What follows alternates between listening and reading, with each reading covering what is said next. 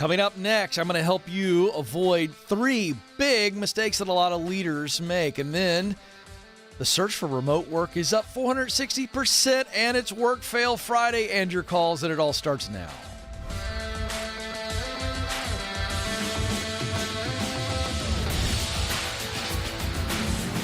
All right, welcome to the Ken Coleman Show, coming to you live from our Ramsey Solutions studios in Nashville. And you joined a conversation about you, specifically what you were born to do. You were created to fill a unique role in your work, through your work. That means you are needed. You're incredibly valuable. But it also means you must do it. Somebody out there needs you to show up and be the best version of you. You know there's more to work than a paycheck. You just know this. There is purpose in your work. We're going to help you figure out what that is and then how to make that happen. All right, I want to talk to leaders for a moment, and let's just break this down. If you look at the 7 stages that I teach, that is the clear path to doing what you were born to do, work you love. Stage 5 is get promoted.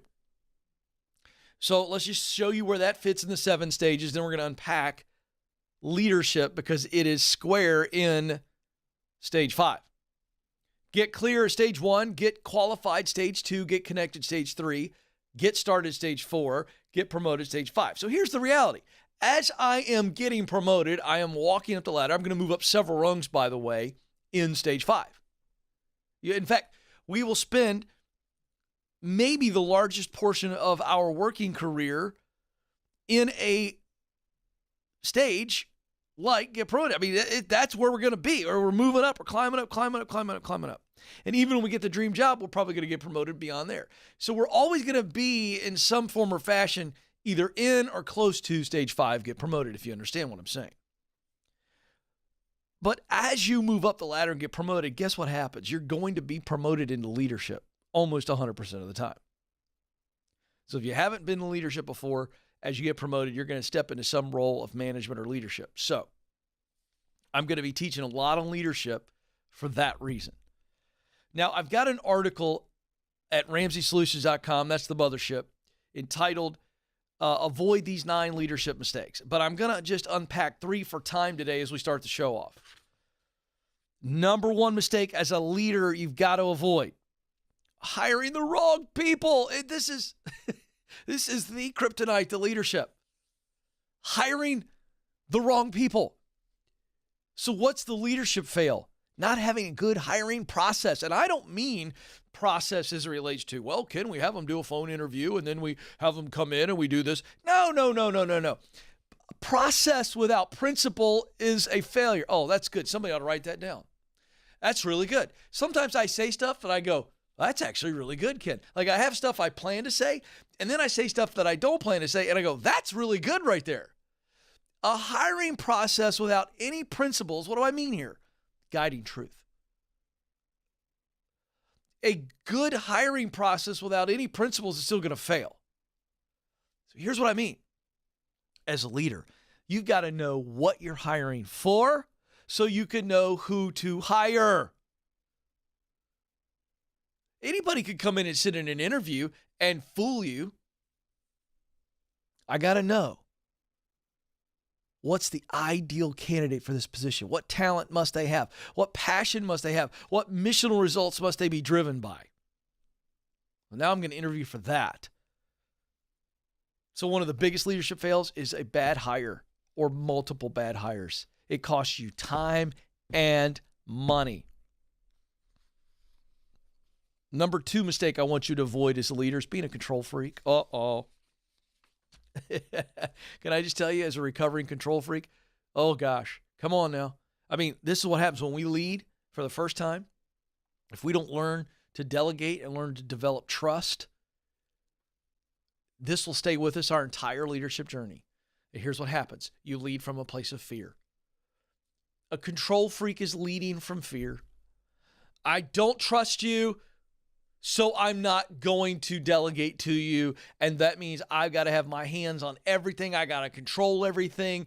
And then because I got to control everything, my personality comes across as controlling. Everything is about control because I'm so afraid I'm going to lose control. That's what's going on.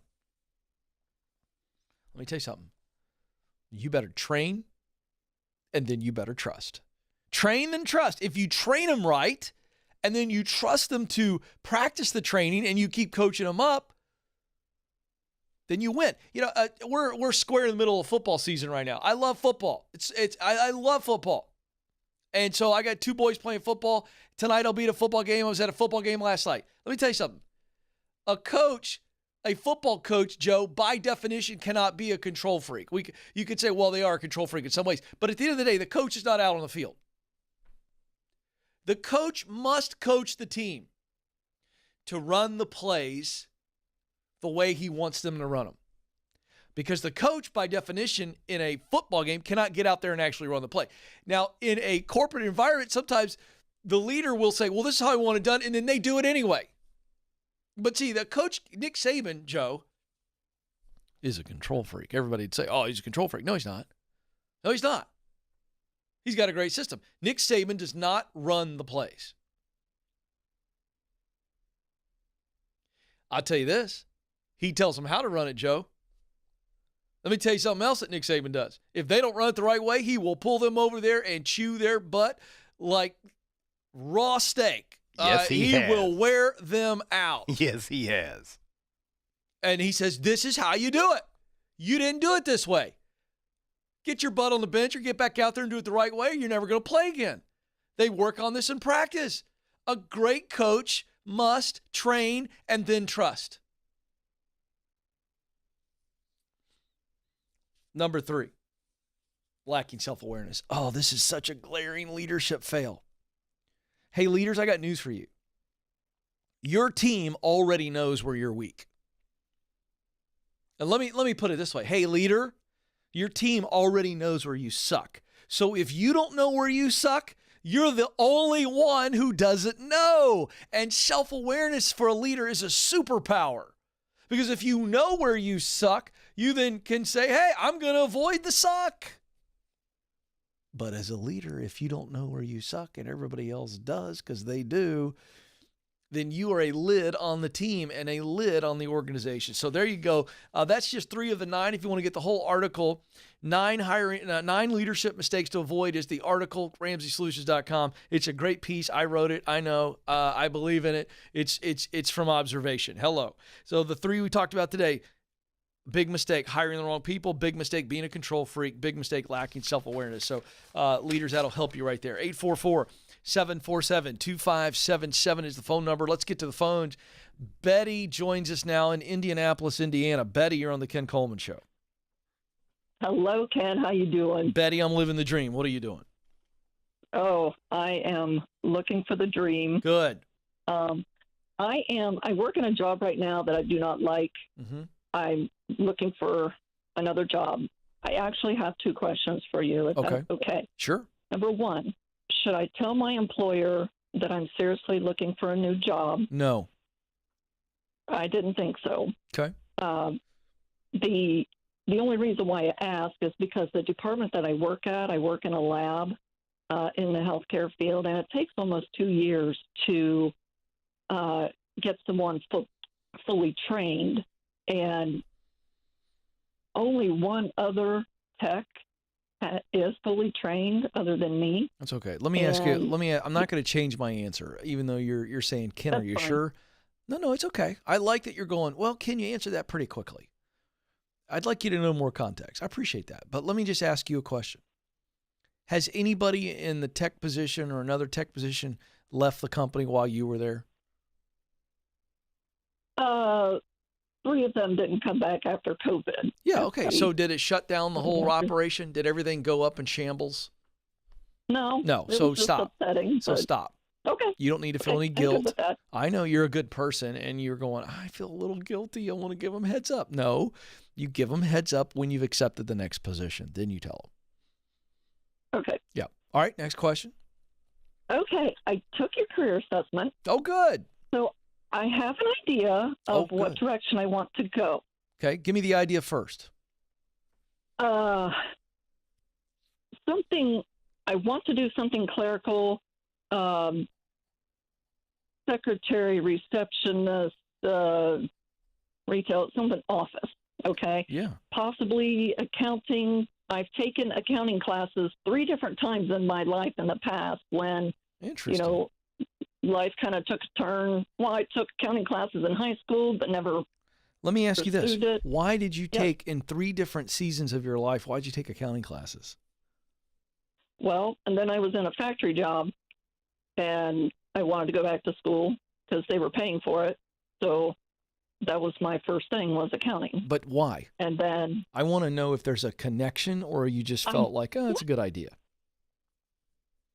I've always loved math. I mean, I was always good at math in high school. I know I've lost a lot of those, lost a lot of that knowledge now. Well, trust me, the good news about all that math they taught us, it doesn't even really help us anymore. So the good news is you've always been good with numbers and you know how to use a calculator, right? So don't worry about that. That's really interesting. Okay, so clerical, admin assistant, receptionist, maybe even accounting. I feel like accounting's sneaking up there a little bit now based on this knowledge. You've always enjoyed numbers. So I'm curious, what were your results? What were your top 3 talents from the Get Clear Career Assessment? Let's see. Organization. Yep. Ding, ding, ding. Yep, I love organization. Mm-hmm. Execution. Mm-hmm. Inspection. Yeah. All right. Now, let me tell people, since I created the assessment, why I chose those words. What we do in the Get Clear Career Assessment, we give you 1-word descriptors for your top talents, your top passions, and your primary mission. And the reason is so that it's simple for people to understand. And organization, boom, we give you a summary on that. Execution means you're great at getting stuff done. Give Betty a list. Watch out, baby. Am I right, Betty?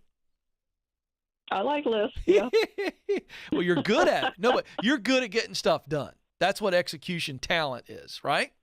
Excellent. And then inspection, I chose that word because I wanted to grab everybody who had the talent of that critical eye, the ability to see a detail, to kind of examine. That's what that is. And you're really good at that. True or false? All right, great. Now, what were your top 3 passions? What did the report say? Passion, finishing.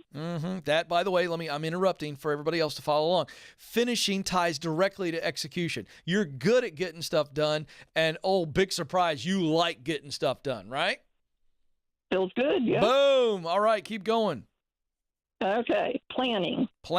There again, you've got the talent of organization. Not a surprise that you like to plan, that you love that kind of work. Okay, what's the third one? This one I don't understand much. No, I'll help you. What is it? Teaching. Interesting. So I wonder if instead of thinking of traditional teaching for a moment, so get yourself outside of the classroom. Do you love explaining things to people, instructing people how to do something the right way? Yeah. Ding, ding, ding, ding, ding. Okay. You thought Ken's assessment was a little bit off there, didn't you? I thought maybe my answers were a little bit off. No, you love telling people how to do stuff. True or false? Did we lose it? Yeah. When it's something that I know about. Yes, I know. That's my point. Yeah. So your answers were correct, right? Okay. So that's why it said, that's why your heart revealed that you love teaching. I have to use big, broad words because I'm trying to help the whole universe, Betty. You understand what I'm saying? Yes, I do. So you love instructing on a topic that matters to you. And then finally, what was your missional result? Efficiency. Oh, my goodness. Is that a surprise at all? No. Because Not you're really good at organization, execution, and inspection. You love doing finishing work, planning work, and teaching / we'll call it instructing just to help you. And it's all about making things run the right way. That's why accounting speaks to you. So I got to tell you something. Clerical, accounting work, admin assistant, administrative assistant, those make total sense to me because they're all about work you love, passion, and missional results for you. Efficiency. You want things to run the right way. That's a beautiful thing, Betty. So congratulations. Okay. Well, thank you. So then how do you go to an interview and because I've turned in 2 resumes prior. Yeah. I had one interview, Mm-hmm. and then they're asking me about computer experience when the job posting doesn't say much about computer experience. Well, Then that's they're like, fine. "Do you know how to do this software?" And I was like, no, but I your have learned other software. That's it. That's your answer. Then your answer is, I'm a really quick learner. Let me just go ahead and tell you this. This will help you as you move forward. Any admin assistant job, any kind of clerical work like that is going to involve computers and processes that are now software. And so if I were you, I'd do your homework. You could find out in about 5 minutes or less with a Google search of what are the most commonly used business administration type softwares, and go get yourself certified. And now when somebody asks you, you go, yep, I know how to use it, and I've got certification in it, blah, blah, blah, blah, blah, if there is such a thing. I don't know that there is, but your answer is always like, yep, I can learn that. No problem at all. I've learned many, many softwares, haven't used it a lot, but I'm a quick study. That's always going to be your answer. You got this, Betty. This is exciting. Really exciting, actually. 844-747-2577. Okay, here's where we are. We got a lot to do. We're having fun. Really quick break. When we come back, we'll go in the news, and it's Friday work fails. Oh, I got some good ones today. If you enjoy laughter, stay tuned.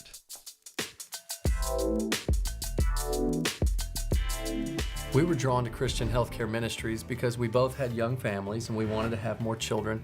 And we had also just started a real estate company and needed to find healthcare coverage that would meet our needs. We were attracted to CHM because of its low monthly costs and the ability to negotiate medical costs down. Established in 1981 and accredited by the Better Business Bureau, CHM is here to meet the needs of your growing family or small business. Check us out at chministries.org. We absolutely believe in it.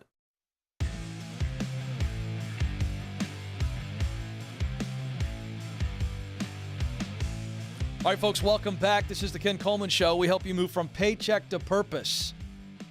You know there's more to your work than just a paycheck. We're going to help you figure out what that is, where you can do it, and how you excel and move up. 844-747-2577. Let's go north of the border.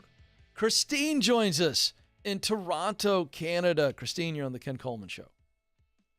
Hello. Hi, Can you hear Christine. me? I can hear you loud and clear. Amazing. That's perfect. How you doing? I am living the dream, Christine. What's going on with you? Amazing. It's actually Christy, but that's totally fine. I'm sorry. Well, that's Amanda's okay. fault. I'm going to blame that all on Amanda because I'm like No. Ron Burgundy. Whatever Amanda's they type on the screen, I wonderful. say. Yeah, absolutely. All right, Christy, what's up? Okay, so I am not sure if my my itch or my thought about kind of switching my direction is just based on sort of whimsical, emotion-driven excitement, or whether it's actually kind of a rational thing to go in a different direction. Okay. So what's the direction? I don't think you're being whimsical, but let's see. Let's just see. What's the direction you want to go on and you're feeling some doubt about? Okay. So here's the thing, because it's not exactly crystal cut like that. So in my current job, my current kind of career path, there's a lot of potential, and there's a lot of room for growth, and there's a lot of room for me to use and grow skills and wealth build a little bit, and stuff that I can take into further opportunities wherever I decide to go. Okay. But I think what I'm wrestling with is I really like change. I really like doing new things, and I almost want the ability. I feel like in people's 20s, they'll kind of do this career that's super fun for a while, and then they'll go travel, and then they'll go study abroad, or like all these things. And I feel like I didn't really do that. Like I'd like to be able to dabble a little bit. I'd like to be able to kind of taste and try different things. So you got So you got what the kids call FOMO, I'm told. Yeah, I guess so. Fear of missing out for everybody in their 40s and over is what that stands for. Yeah. Well, here's what's interesting. The way you reacted to that, I'm going to go back to my original gut, because I don't mind being wrong on this show, because it's a back and forth. my original gut was that this wasn't whimsical. This wasn't some silly thing. And I think you're feeling some guilt about the fact that you probably have a really good job with a pretty nice ladder and you're going, but I want to try some different things. And I think you're feeling guilty about that. I'm going to go one step further, that your heart's telling you to dabble and try some things and take some work adventures, and your brain's going, Christy, you're such a flake. That's so not smart. Oh my goodness, did you just read my mind? I don't know, did I? Yeah, that sounded pretty accurate on every level. Well, the good news is I'm not magical, and I didn't read your mind. I've just done this a lot. Yeah. So here's the deal. You've listened to me enough to call me. What do I tell people when they're having a wrestling match with their head and heart? What do I tell them? Right. Well, if you're asking a question, I it's am. probably a good sign. Yeah, but I want you to follow your heart. In fact, Yeah. Nathan, let's do this. I want everybody watching to see this. Can you zoom in on the basketball on my shelf? Just so people know there's some real credibility and authenticity to this advice. Can we zoom in on that? Are we working on that? He's zooming in. There it is. Now that ball right there, keep it on there, Nathan. That says to Ken, follow your heart. Signed by one of the greatest coaches of all time, the legendary Hall of Fame basketball coach at Duke University, Mike Krzyzewski. Okay, you can take it off of that. The reason that basketball sits on that shelf is because I believe that message. And I did an interview with him early on in my journey. I'm talking, I wasn't even a host. And I got the opportunity to interview him for a leadership simulcast for John Maxwell.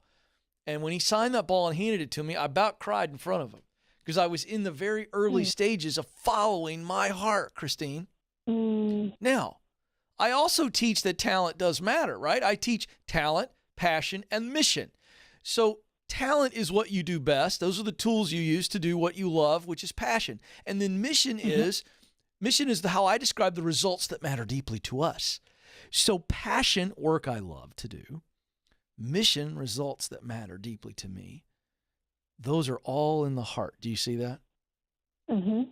Wow. But listen, I gotta have the talent to pull it off, or else it's delusion, right? So for instance, they make fun of me one more time here. I do love the game of basketball, but it's a hobby. You know why? Because I'm 5'9" and I can't jump over a piece of paper on the ground. Yeah, right. I'm guessing you've tried, yeah. I have, yes, I have. I'm extremely athletically limited to be able to pursue basketball as a full-time career. So it's a hobby. It's something I enjoy watching, coaching my boys, and I'm actually retired from adult basketball because I value my hamstrings.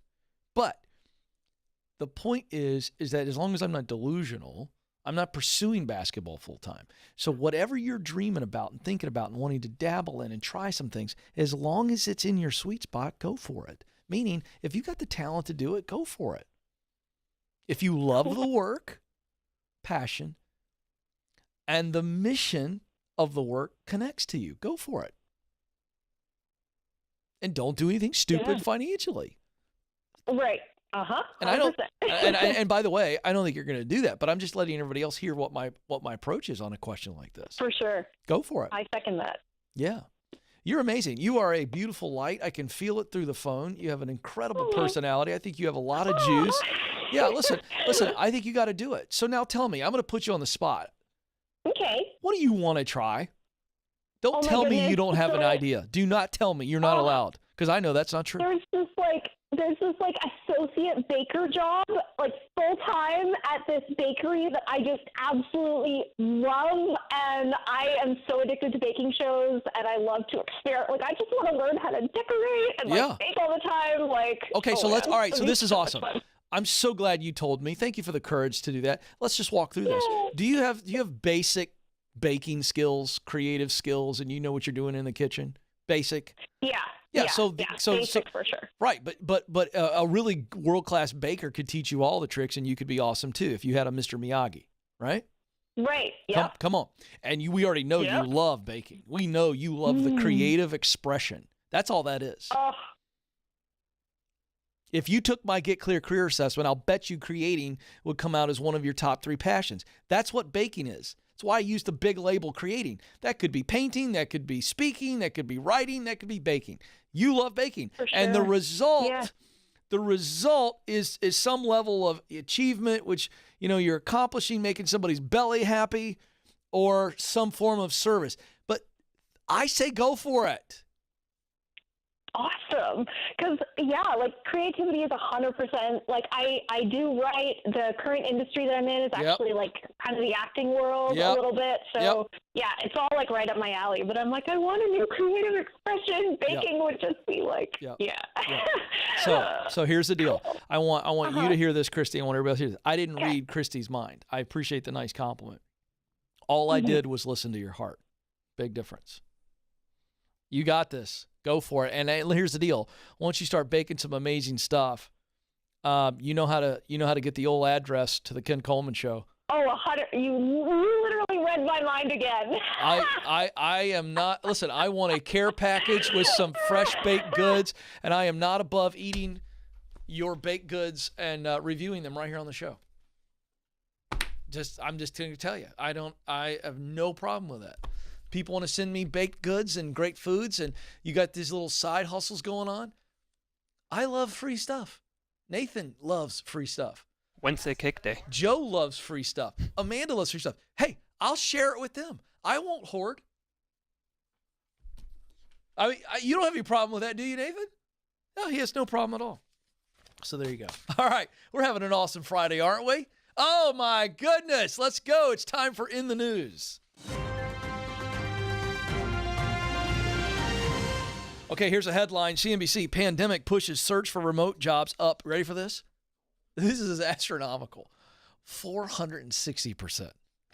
So we're getting to the point now where there's not going to be enough remote jobs for everybody who wants to work remote. This is why I'm sharing this story with you. I don't have any super accurate predictions, but I can tell you this. At some point, like, you're not going to see a shift where everybody works remote. It's not going to happen. All right. I already reported last week that Google and Amazon and Facebook told their employees that if you're not going to work in our headquarters or metropolitan areas and you go live in, let's say, Arkansas, we're going to cut your pay by 15%. So here's the deal. The headline. Online job searches for remote positions jumped 460% since June 2019 and June 2021. This is published by Glassdoor. So all this is saying is people want more remote opportunities. They want more flexibility. And I'm not saying there's anything wrong with that. Go for it. What I'm telling you is the competition is going to be fierce. You only have so many remote positions. And I can just tell you from this data that you've got way more people looking for remote jobs than are available. And so you better be using the Ken Coleman materials to get hired because it is super competitive out there. And it's not just, companies aren't going to go, oh, okay, great. Well, the only people we can hire are people who want remote. It's not going to happen. You're going to have to choose. So be aware of that. Now, so that means you got to get ahead. Why am I endorsing ZipRecruiter? They're the #1 job site in the U.S. And I know that searching for a job can be miserable. You do all this applying, and then you wait for answers, and all you hear are crickets, and you start to feel really crappy about yourself. I get it. It's like worse than dating. And I don't even know what that's like. I've been married 23 years, so I don't even know. But I hear the dating world is pretty rough. It's a jungle out there, apparently, for coworkers that are dating, right? You get ghosted, and companies are ghosting you. I didn't even know what that was until a year ago. So this is why I work with ZipRecruiter, #1 job site in the U.S. They keep you up to date when you submit a profile and they begin to push your profile to companies and you get looks. They tell you you're getting looks and clicks. And if a company wants to reach out to you, they give the company your information and they reach directly out to you. So it's really, really great.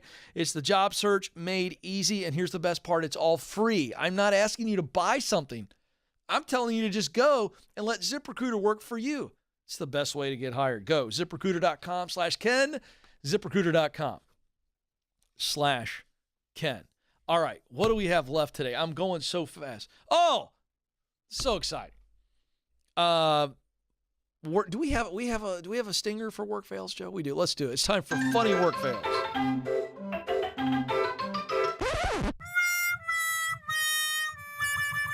It's my favorite sound effect that I'll ever have, Joe. There'll never be a better one. It makes me happy. Okay, so here's the deal. We like to have fun on a Friday because we've all done dumb things at work, haven't we?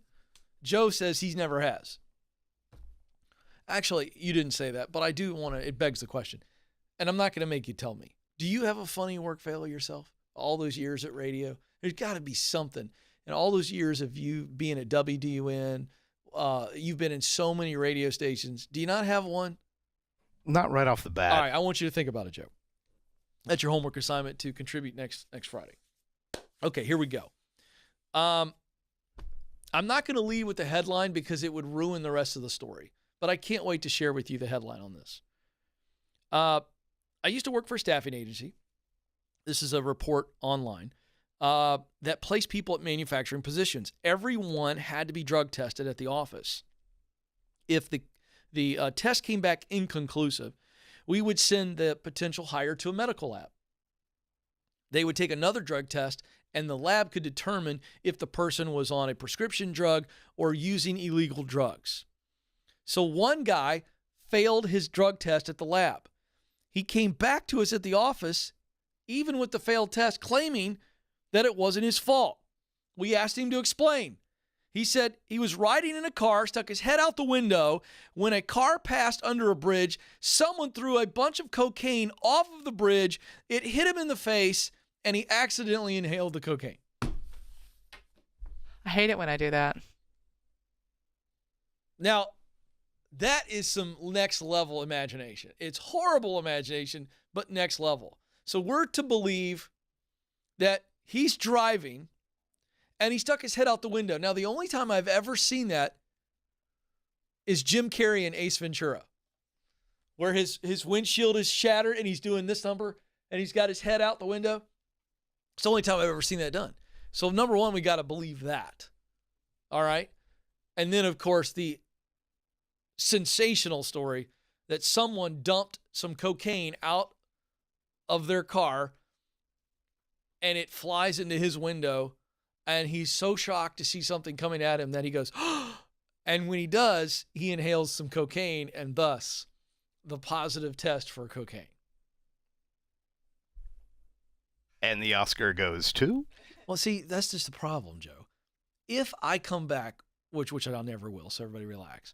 If I get a positive cocaine test, that's not the story I'm going with.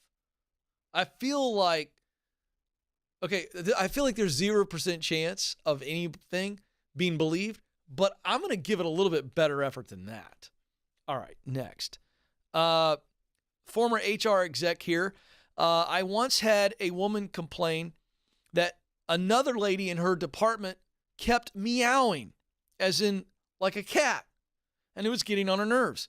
So I asked the meowing woman to come to my office, and I said, hey, you're not in trouble, but there's been a report from one of your teammates that you are meowing in the office, and it's irritating her. Her response, this is my favorite. This is America. I have freedom of speech. What happens if this lady sees a cat in a commercial and the cat meows? Does she get mad at the cat? To which I replied, no, because it's a cat. This went on for some time, back and forth, until she finally agreed to stop meowing. Okay? It's those cat people. Yeah, great point. I always love to kind of go, what's not in the story?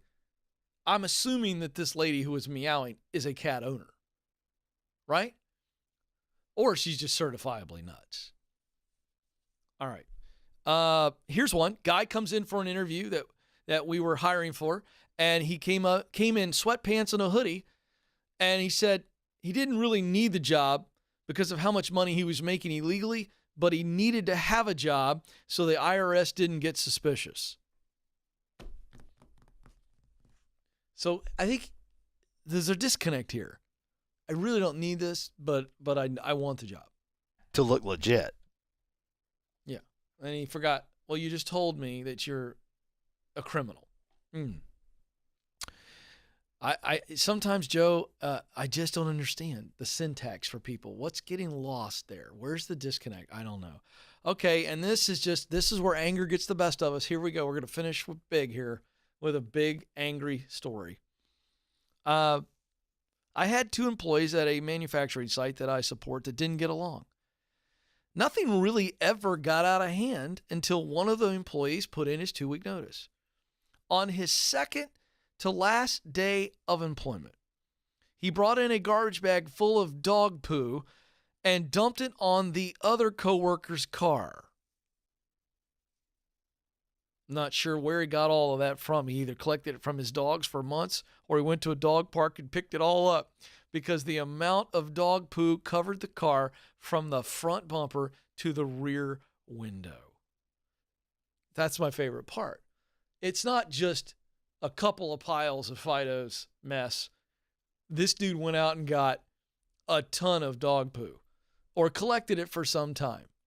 So there you go.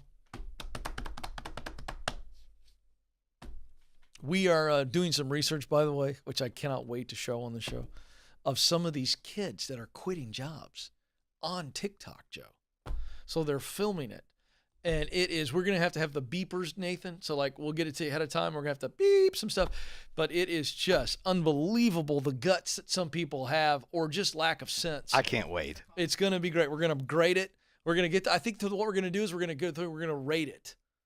You know what I mean? Like on a scale of passion, stupidity. I don't know. We'll come up with it. But this one right here, I mean, this is next level, you know? Wow, lots of angst, lots of anger. All right, if you've got a great story, submit it to us, ask@kencoleman.com. All right, before we go, remember this, you matter, you do have what it takes. Thank you so much for joining us. Until next time, this is the Ken Coleman Show. Press on.